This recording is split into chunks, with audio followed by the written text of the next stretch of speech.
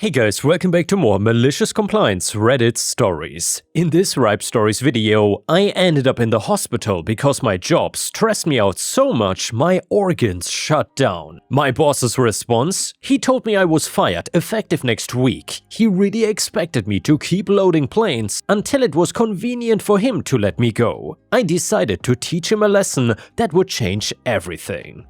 And the first one is titled, His High Employee Turnover Stopped Being a Problem After I Quit. You are welcome, boss. So this happened in about 2013. I had been offered a job as an assistant at a small fashion e-commerce business. I was so excited, but there were red flags from the beginning. The existing assistant sat next to me, was a little hesitant when I asked if the company was good to work for, and she told me that a lot of employees had come and gone for various undisclosed reasons, but I was too naive and enthusiastic to really pay attention. I came to find out that our boss, the business co-owner, along with his wife, was not quite the easygoing fun boss he painted himself to be. He constantly reminded us how lucky we were to be working there, how we could easily be stacking shelves in a supermarket for the same wage. My fellow assistant truly did far too much for the company given her title, and my boss also constantly compared my work ethic to hers even though I was working through my legal breaks and lunches along with her, never knowing what my finishing time would be, etc. During a period of a couple of months, I witnessed at least 3 other employees quit or be fired. One was let go because she fell ill, one quit on the spot after seeing that we were selling broken products, and one simply wouldn't put up with the unreasonable scheduling. It was coming up to Christmas and the business was incredibly busy with orders. In addition to giving up my breaks, lunches and set finishing times, the boss decided that we would all start coming into the office an hour earlier from tomorrow. Not a request. I had taken this on as a part-time job, so I was already struggling to cope and had confided in him about my mental health problems. And now he took my concerns and laughed in my face, asked if I just didn't want to get up early. Said that he could easily replace me anyway and that he was thinking about firing me and that he would enjoy seeing me stacking shelves when he next went to the supermarket. That was the final straw for me. I called his bluff and at the end of the workday, I went to his office and quit. Surely before he could gloatingly fire me in front of everyone. Now, it must have been a big inconvenience for him to lose an employee 2 or 3 weeks before Christmas. But oh well, he could just hire someone else, right?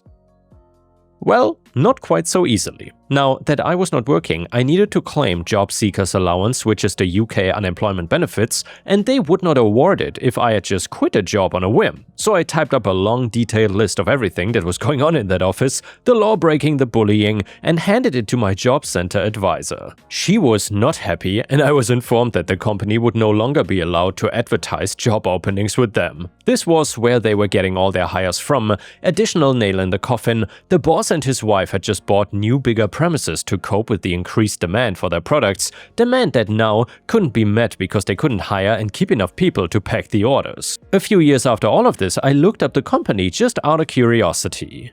It was dissolved in 2016. Of course, I don't believe nor want to believe that I brought down this e-commerce all by myself, but it does make me happy that by calling my boss's bluff, I prevented at least some prospective employees from an awful experience. And the next one is the amazing title Malicious Compliance story, which is titled, Next Week, I'm Gonna Fire You. And by the way guys, if you enjoy these Malicious Compliance stories, please don't forget to like the video and subscribe to the channel if you haven't already, because otherwise the YouTube algorithm might not show you my videos every single day. Either way, I worked for a crappy airline company. Let's just make up a name, United Blair Lines. Very creative.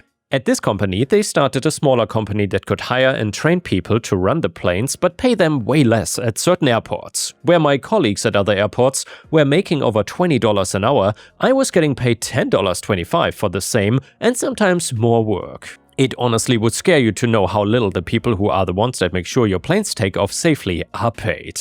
All of us had 2 to 3 jobs to be able to pay rent, and we were all in the job for the benefits, free flights to anywhere in the country, on standby. Anyway, I had a boss and we'll call him Jim. I could tell many stories on how terrible of a boss he was, but this one has actual malicious compliance. So I had to go to the hospital from the airport because of intense pain in my stomach. It turns out that because of stress caused by that job, my intestines decided to stop functioning. So I spent a day in the hospital and then they gave me a note saying that I did not have to work the next 2 days. I told Jim's boss that, since I hated talking to Jim directly, when I went back into work 3 days later. We had 5 people total to load all luggage, load the water and push out 5 planes in a little over an hour. So yeah, already an incredible amount of work for so few people. We had our morning work meeting to discuss how screwed we were, and then Jim asked me into his office. "Your attendance is unacceptable," he said. Dumbfounded, I asked what he meant. "You've been late a couple times and now missing the past 3 days." I said, "Jim, I have the note from the hospital. According to work policy, that should not affect my attendance." "I don't care what work policy says. I'm gonna fire you." Again, I cited work policy since we were protected by a union. I said, "Jim, you have to give me an attendance warning before you are even allowed to fire me for attendance. This is the first time I'm hearing about attendance, so you cannot fire me right now." Jim said, "It doesn't matter. I'm going to give you a warning right now, and when I get back from vacation next week, you're gonna be fired. Now go back to work, my decision is final." So I told my coworkers what happened and then I decided, alright, well, if next week he's firing me, I will just leave right now. Even though their day was about to be screwed since now 4 people were working 5 planes, they all said, "F this place. Get out of here." So I left and went to get breakfast. This all happened at 4 AM, and as I'm enjoying my meal, Jim calls me. However, I happily ignore him. He calls 3 more times and then texts me asking where I was at. I told him, "You fired me, why would I keep working for you?" No response. I tried to soak in the sight of Jim running between planes like a chicken with his head cut off. I don't imagine any plane took off on time that morning. I get a call from HR then, and the union rep and the general manager, who is Jim's boss, and they all said that Jim was wrong and asked me if I could come back to work it out. However, quitting felt so good and I felt such weight lifted off my shoulders thinking about not working there anymore, so I never went back. Some more info, although this is not so satisfying, it's more a testament of United Airlines' complete lack of ethics. Jim got in really big trouble when he had a guy who had a shoulder injury and had a note and told Jim several times that he could not do super heavy labor. Jim sent him to the back room by himself anyway. Imagine having to lift 300 to 750 to 70-pound bags over your head per hour, all while running between bag carts and the belt. Needless to say, the guy tore his shoulder and had to get surgery on it. However, they still did not fire Jim. Instead, they actually promoted him to manage the workers who did ticketing and no manual labor. As far as I know, Jim still works for United and my coworker still cannot move the way he used to 2 years later. Update to the story, Jim finally crashed and burned. It's been a couple of years since I shared the story of how I walked out on United Airlines, and I know I ended the original post on kind of a downer, mentioning that Jim was still employed there and had been promoted to manage the ticketing agents. Well, I recently grabbed drinks with Oliver, the coworker I mentioned who tore his shoulder, because Jim forced him to do heavy lifting against medical advice. It turns out that moving Jim to ticketing didn't fix the problem, it just put his incompetence on public display. Remember how Jim told me, "I don't care what work policy says," regarding my hospital note? He kept that same energy upstairs. According to Oliver, Jim got involved in a dispute between a gate agent and a passenger, and the agent was following strict FAA protocol regarding carry-on limitations, but Jim, being the power-tripping micromanager he is, stepped in to overrule the agent and berate them in front of the line. He aggressively tried to force a violation through just to prove that he was the boss. Unfortunately for Jim, the passenger was actually a federal auditor conducting an unannounced compliance check. Jim didn't just fail the audit, he practically gift-wrapped his own termination. He was fired for gross misconduct and creating a liability risk. But the best part, because the audit triggered a deeper look into Jim's management history, Oliver's old injury report resurfaced, and since Jim had a documented history of ignoring medical restrictions, the airline realized they were sitting on a massive lawsuit, so they settled with Oliver quickly to make it go away. Oliver still has shoulder pain and cannot move like he used to, but he used that settlement money to pay off his debt and go back to school. Meanwhile, Jim is blacklisted from the industry. It turns out you can only fail upwards for so long before gravity kicks in. Either way, the next one is another malicious compliance story. So in a previous role, I came across the epitome of terrible management, a young idiot who had been smarmy enough to work his way into a leadership role without ever having to actually do the job he was managing. Unsurprisingly, he was less than effective perspective. To use his words, we were the skilled team that worked for him and he was in the management. There are a few stories I can share about this prick, including one where he said I was too attractive to do my job, but that's for another time. This particular anecdote was when the previous leader left and we ended up with him. Our new leader was quite particular about his role. He was not just a leader, he was a production leader. He was quite insistent we called him by his job title, to the extent that he moaned when we said, "Oh, the gaffer says XYZ." Nope, it must be the production leader says XYZ. Please respect his job, thanks. I assume this was his pretentious effort to seem important. Remember, I said he had never worked that job before? Well, he never quite understood the details of what he was actually asking, and you could see his eyes glaze over and his mind wander to KPIs and metrics whenever someone said, that won't work, we need to do ABC first before we throw this job onto the machines. Well, for the most part, we just worked it out ourselves and did what we could and explained what we couldn't. More glazing over and thoughts of metrics and checkboxes followed. His general demeanor didn't really sit well with us though, especially how he thought he was better than the grunts working the job.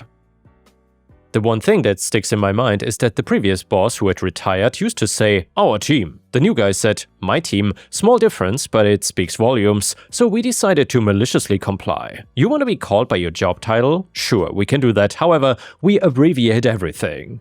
Including your job title, production leader, operations, that abbreviated to PLOPS, which abbreviated to PLOPS. I cannot take credit for the nickname, but it spread super quick. The malicious compliance was embedded, and within 36 hours, every shift knew that we had to follow Plops' orders. Plops was obviously quite unhappy with his new nickname. Just imagine the most nasally voice ever saying, "I'm a production leader," to a group of guys, most of which had been in the trade since before Plops was born, and you've got a good idea of how well respected Plops ended up being. For the rest of this short career in that role, we called him Plops. It infuriated him, and to give you an example of a typical incident, 3 of the shop floor guys are stood in the middle of the factory talking. Plops sees this and walks over to chastise them for not working. Plops, "Excuse me, gents." Guy number 1, "What's up, Plops?" Plops, "I'm a production leader. Why aren't you on your machines?"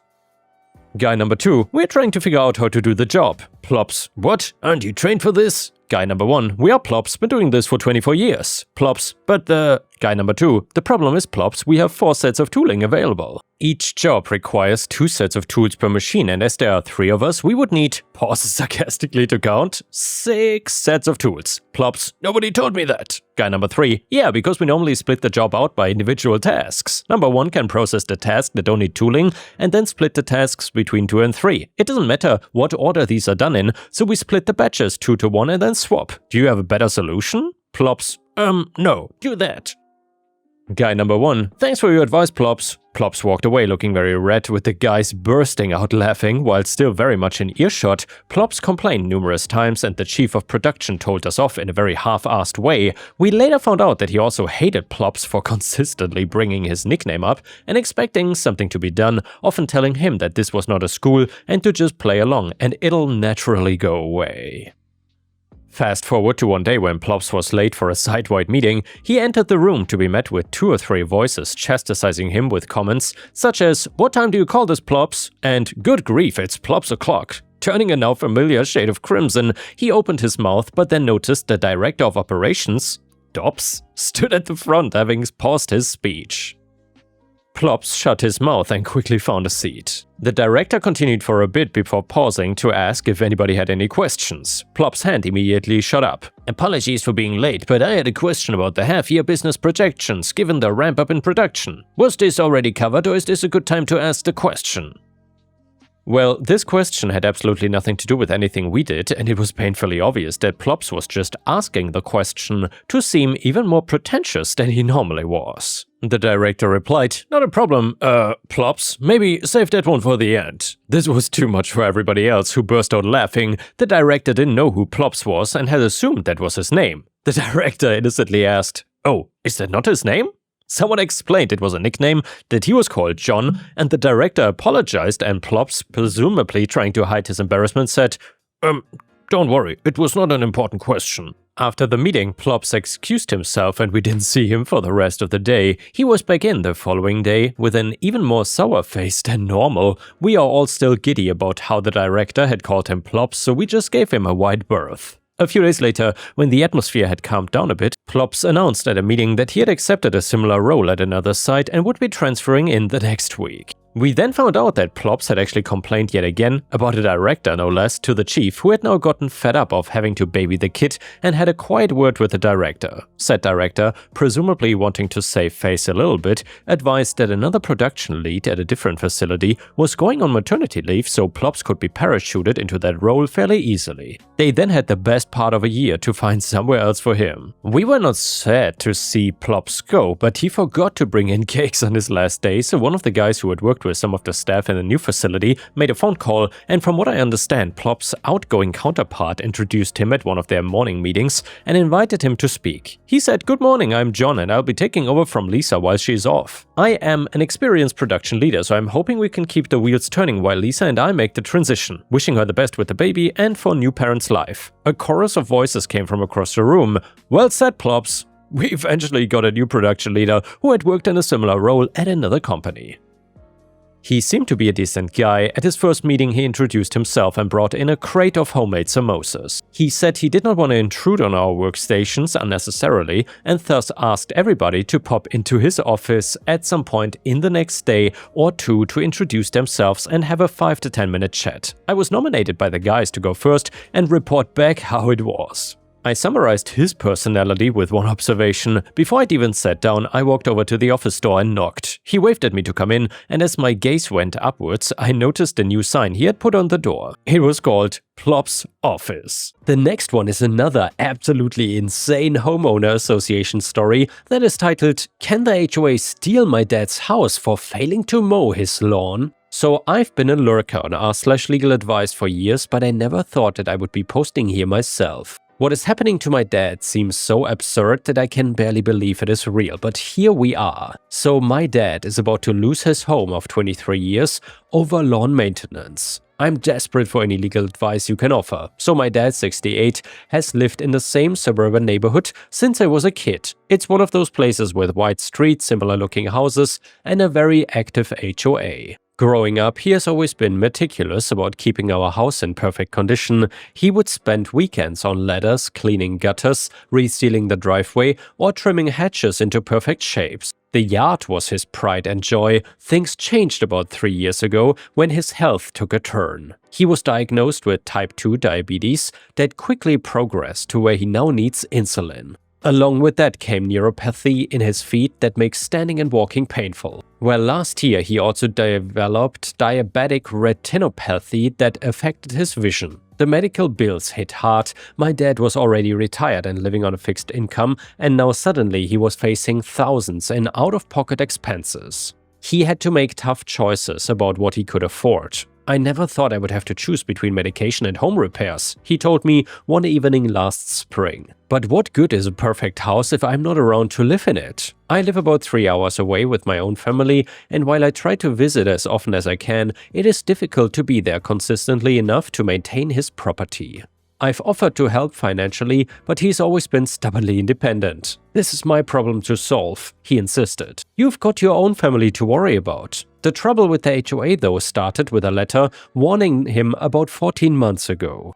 It cited several violations: shingles coming loose on the southeast corner of the roof, brown patches in the lawn, oil stains in the driveway, and of course overgrown grass. The letter threatened daily fines if these issues were not addressed within 30 days. When I visited that weekend, I could see the problems were not major. The lawn needed work, yes, and there were some patchy areas and it was a bit overgrown. A few shingles indeed needed replacing, and there were some small oil stains on the concrete. But nothing that would stand out in most of the neighborhoods. But apparently, these are egregious violations in the eyes of the HOA. I spent that entire weekend working on the house, mowed the lawn, cleaned the driveway with a rented pressure washer, and even climbed up to fix those damn shingles. My dad supervised from a lawn chair, looking both grateful and embarrassed. "You know who's behind this, don't you?" he said as I was packing up my car to leave. "It is that new HOA president. He's got it in for me ever since I voted against his proposal to increase our annual dues. I didn't think much of it at the time. HOAs can be petty, but surely they would not escalate a minor property dispute into something so serious. I was wrong. Despite our weekend fix-up, the HOA sent a second violation notice 6 weeks later. This time they cited cracks in the driveway and claimed the lawn still did not meet the standards. I was skeptical, so the next time I visited, I took a walk around the neighborhood with my phone, discreetly photographing other properties. What I found was telling. Several homes had similar or even worse issues. One board member's house had a driveway that looked like a spider web of cracks. The HOA president's next-door neighbor had patches of dead grass that made my dad's lawn look like a golf course by comparison. When we didn't immediately fix the new so-called violations, the HOA board began imposing daily fines on my dad. $50 per day adds up quickly, let me tell you. My dad tried to appeal the fines at an HOA meeting, but the board was unmoved. Rules are rules, the president said coldly. If you cannot maintain your property to community standards, perhaps this is not the right neighborhood for you. Within 3 months, the fines had reached nearly $4,500, and the HOA then placed a lien on the house and began legal proceedings to collect. That is when this nightmare really began. My dad tried representing himself at first, filing motions to dismiss based on selective enforcement and failure to follow proper procedures. The judge seemed unimpressed though, allowing the case to proceed despite evidence that other homeowners with similar issues were not being fined. By this point, I was seriously worried. I started making weekend trips every other week to maintain the lawn and the house. The property was now in better shape than most in the neighborhood, but the HOA still would not drop the case. Instead, they kept adding to their demands. They offered to settle for $8,000. Dad told me over the phone, his voice tight with stress. That is almost all I have left in savings. And for what? Some brown grass and a few cracks in concrete? This is extortion. He finally found a legal aid attorney, but the guy seemed overwhelmed and unprepared. At the last hearing, he forgot key documents and couldn't effectively counter the HOA's arguments, and meanwhile, the HOA had hired an aggressive law firm that specializes in property disputes. Well, that brings us to today. The trial is scheduled for Monday, and the HOA is now demanding over $100,000, claiming it represents their legal fees and the accumulated fines. It is an absurd amount that would force my dad to sell the house he has spent his life paying for, the house where I grew up, the house where my mom died 5 years ago, and yesterday I was helping my dad organize his paperwork when he suddenly sat down heavily in his recliner. "I don't understand why they are doing this," he said, his voice cracking. "I've lived here for more than 2 decades. I've served on committees, volunteered for neighborhood cleanups. I thought these people were my community." I did not have the heart to tell him what I suspected, which was that the HOA sees his house as an opportunity. Property values in the area have skyrocketed, and a forced sale would likely mean a newer, wealthier resident moving in. The lawyer has been of little help, by the way. When I called him yesterday to go over the case strategy, he seemed distracted and kept putting me on hold to deal with other clients. "Look," he finally said, "these HOA cases are tough. The courts tend to enforce the contracts homeowners signed even when the enforcement seems harsh. So yeah, here I am, Reddit. The trial is on Monday. My dad is facing the loss of his home over lawn care issues that have already been fixed. We have documented the selective enforcement with photos and timestamps. We have records showing that we addressed the original complaints, but the HOA keeps moving the goalposts and the legal system seems to be letting them.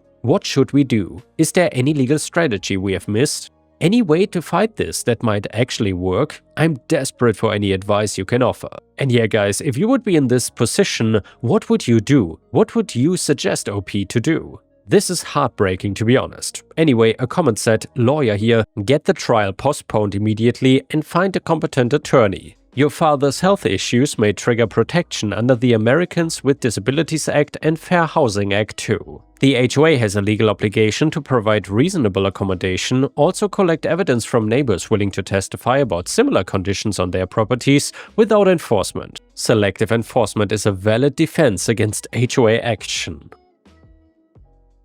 And now guys, fortunately, we have an update to this story. And by the way, let me know in the comments if you enjoy these legal advice videos. To be honest, I really missed legal advice, so I really enjoy reading from this subreddit. Also give the video a like, because that would help me tremendously. Thank you so much. So after posting here, I immediately followed the advice to seek a continuance of the trial date. Thankfully, the judge granted a 1-week postponement, giving us precious time to find new representation. Using the resources several of you suggested, we found an attorney that was suitable for the task. She agreed to take the case with a reasonable retainer after reviewing our documentation. Our new attorney immediately filed several motions, one for reasonable accommodation under the Fair Housing Act given my father's documented medical conditions, another one challenging the calculation of fines and legal fees, and a third alleging discriminatory enforcement of the HOA rules. She also helped us collect formal statements from 5 neighbors who had similar or worse property conditions without receiving violations.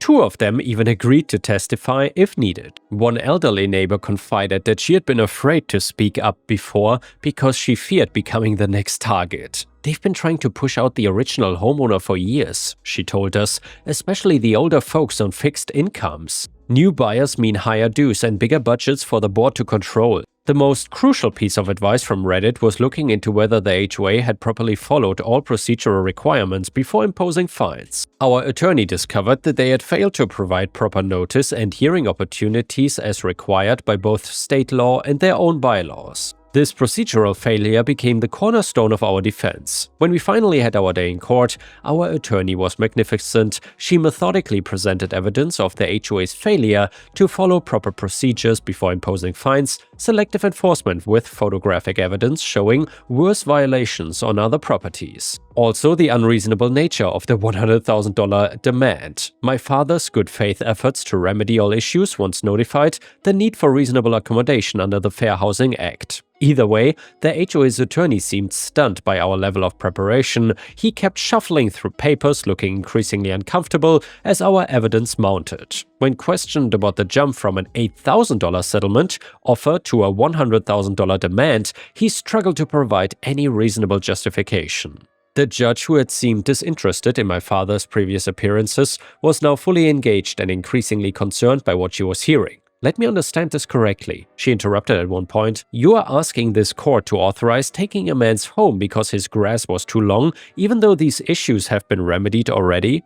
And you believe $100,000 is a reasonable amount for legal fees in a case about lawn maintenance? The HOA attorney stammered something about covenant enforcement being necessary to maintain property values. I'm well aware of covenant enforcement, the judge replied dryly. I'm also aware of predatory practices and abuse of process. After 2 days of hearings, the judge issued her ruling. She not only dismissed the HOA's case entirely, but also invalidated all fines imposed, finding that they had been improperly assessed without following required procedures. She ordered the HOA to remove the lien from my father's property immediately and issued a written reprimand to the HOA board for their conduct. Most surprisingly, she awarded my father partial attorney's fees, ruling that the HOA's pursuit of the case after the violations had been remedied constituted bad faith litigation. While homeowner associations serve legitimate purposes in maintaining community standards, she wrote in her opinion, they are not empowered to selectively target vulnerable homeowners or to use procedural violations as profit centers. The court finds that the association's actions in this case crossed the line from legitimate enforcement to harassment. The HOA president looked shell-shocked as we left the courtroom. Several board members avoided eye contact entirely. Added, as for my father, he's been doing much better now that this stress had been lifted. Several neighbors have reached out to offer help with lawn maintenance, and one neighbor's teenage son now mows his lawn weekly for a modest fee. I just want to live in peace, my dad told me last weekend as we sat on his front porch. I never want to be at war with my neighbors again. And the next one is a malicious compliance story that is titled, You have to use the kiosk for that. So I used to work the service desk at a big box store, the kind with a million tiny aisles and a lot of weekend chaos. Corporate rolled out the so-called self-help push, and our store manager repeated it in a meeting. We were not supposed to walk customers to items anymore because it drained dependence and slowed down the desk. The approved script was to direct them to the new touchscreen kiosk map near the entrance. It sounded harmless on a slide, but in real life, half our customers were older, tired, or just in a hurry, and the kiosk was always surrounded by carts and kids. But still, the instruction was super clear: use the kiosk, don't leave the desk unless it's for an actual return. So I did exactly that. Lady asks where picture hooks are, I smile and point to the kiosk. Guy asks where light bulbs are, kiosk. Someone asks where the restroom is, yep, kiosk. People would look at me like I was messing with them, and I'd do the same calm line. Store policy, the map will show you. Within an hour, we had a little cluster of confused customers poking the screen, then a line, and then a second line for actual returns because I couldn't move faster. One customer got so frustrated they asked for a manager. And I happily called one over. And then stood there quietly while the manager spent 10 minutes walking them to the aisle anyway. By the end of the weekend, we had 3 complaints logged, 2 abandoned returns, and the store manager asking why the kiosk area looked like an airport check-in. Monday morning, the rule was magically, use the kiosk when it helps, but just be human about it. And yeah guys, thanks for watching, please don't forget to subscribe, and I will see you again tomorrow.